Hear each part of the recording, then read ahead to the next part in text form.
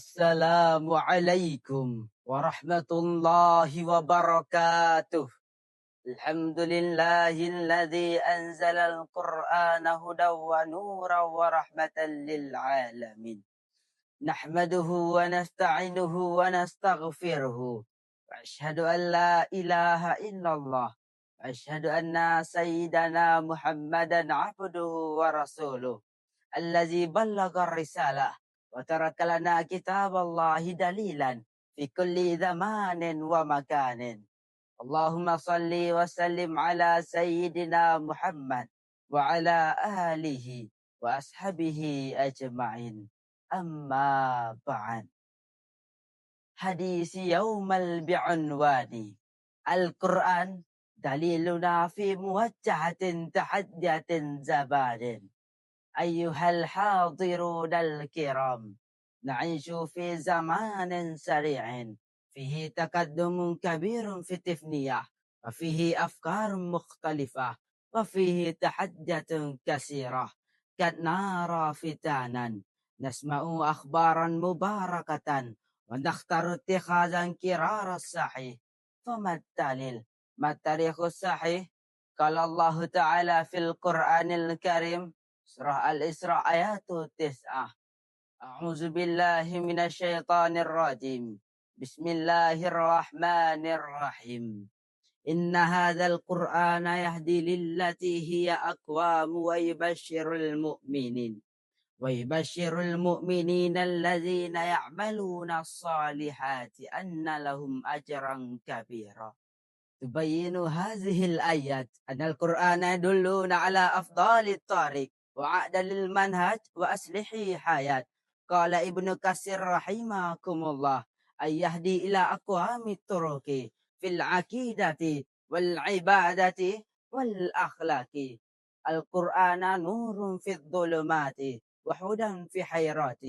قال إمام مالك رحمكم الله لن يصلح آخر هذا الأمة إلى بما صلح به أولها والذي صلح به أولها وتمسك بالقرآن وسنة.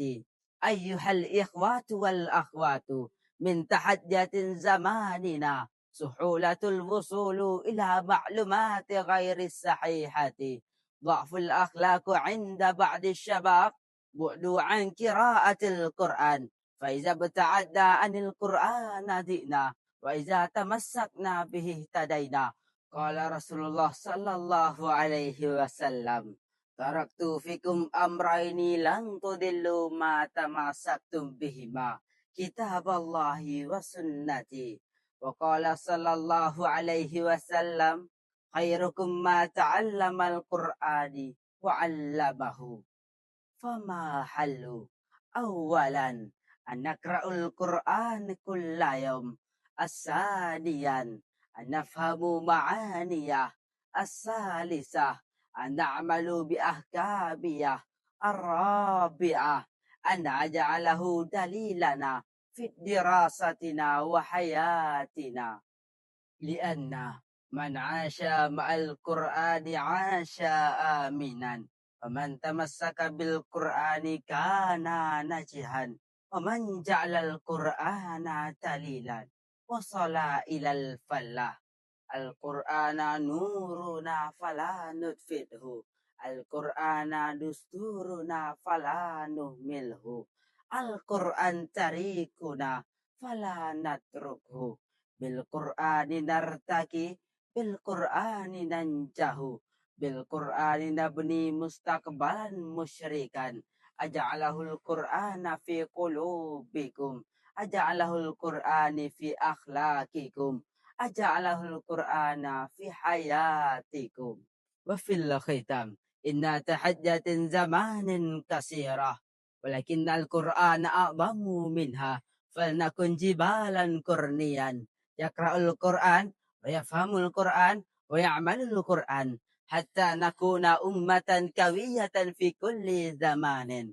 Al-Qur'ana nurun la yaghib, وبه كلب مؤمنون يتيم، إذا جعلناه دليلا لنا فكل صعب في حياتي يذوب. والسلام عليكم warahmatullahi wabarakatuh.